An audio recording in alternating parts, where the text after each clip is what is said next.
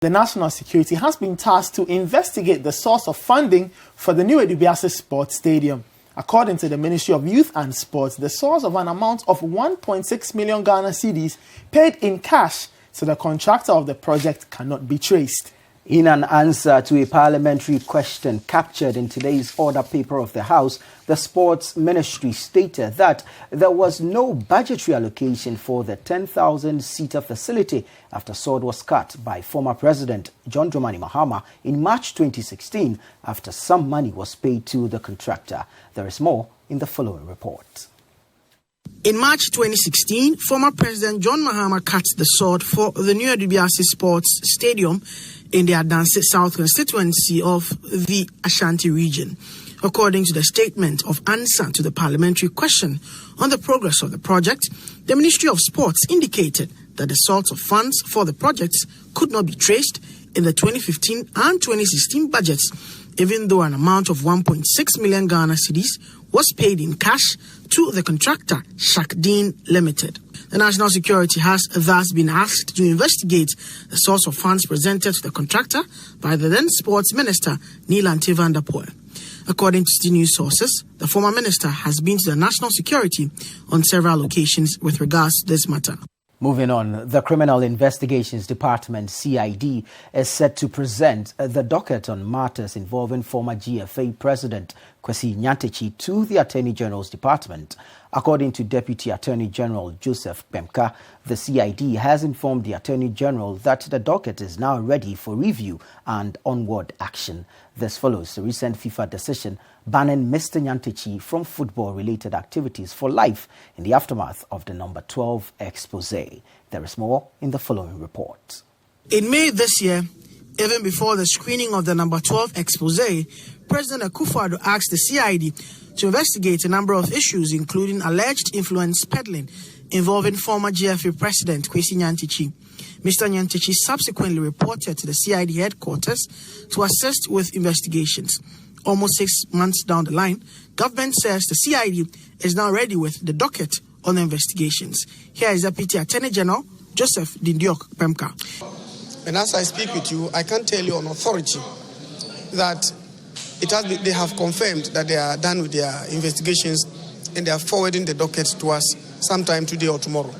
So all this while, I can tell you that there was no documentary evidence of whatever form from the investigative body to our office for us to be able to look at whether or not we will prosecute. Let's get to some of the stories. And the Kasoa Divisional Police Commander ACP David Ajiman Ajem has reacted to allegations that the Kasoa police shot and killed Alhassan Hamidu, a mason at the Budumburam camp in Kasoa. Speaking to CT News at a press conference held at the Kasoa Divisional Police Command, ACP Ajem explained that the post-mortem report conducted on the deceased, Alhassan Hamidu, showed that he died of a hemorrhage attack and not from a gunshot. He cautioned the youth of Kasoa who are planning to stage an attack on the police to desist.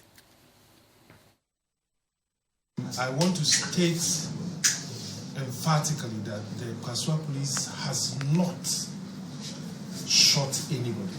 We have not shot anybody. There was an incident, however, where I think a couple of nights ago, the patrol teams had an information that a group of young men were planning to go and rob. They proceeded to the scene and found 3 young men in an uncompleted building. Upon seeing the police, they took to their heels. They pursued them and arrested one of them who had a backpack on his back.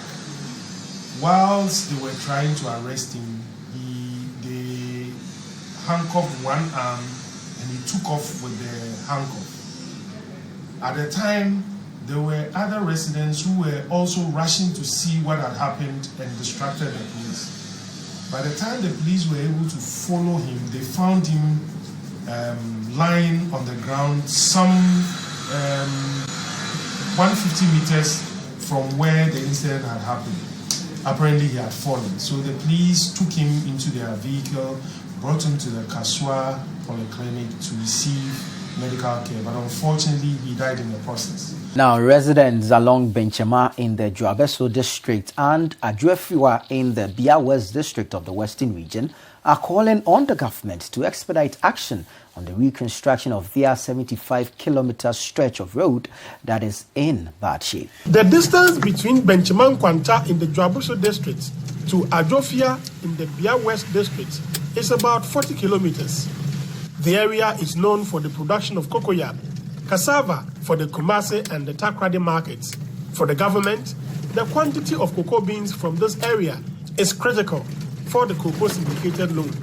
But if there is anything that gets residents living here want to give their citizenship for that of neighboring Ivory Coast, it certainly will be the terrible, bumpy and heart-wrenching road that they have had to use every day without an end in sight.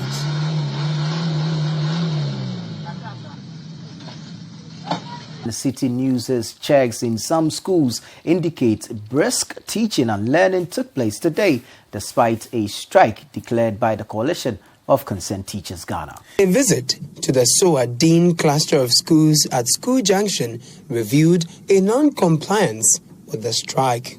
It is lunchtime at Presbyterian Boys Secondary School, and though authorities of the school were unavailable for comment as they were in a meeting, my enquiries revealed the coalition may not have members here. At West Africa Senior High School, the wind of strike was yet to blow, as teaching and learning seemed fun. Now, a 4-year-old boy who was tied to a mango tree by his grandmother after the death of his mother needs 10,000 Ghana cedis to aid his recovery at the Sandema District Hospital. Akamfe Atirim is suffering from severe malnutrition and other ailments from the treatment meted out to him from his friend. Awuni has more. This is the home to Akamfe Atirim, who has been diagnosed with severe acute malnutrition. Little Akamfe was forced to live with his grandparents after his mother died and father left to seek greener pastures down south. But the only home his grandparents would give him is shelter under this tree. Tied to the tree, little Akamfe spent his day here. But luck will smile soon on Akamfe, who was found and rescued by a registered community health nurse, Abasiga Mata. At the time of his rescue, little Akamfe looked stunted with rashes and minor sores all over his paled skin. He could hardly walk, let alone talk.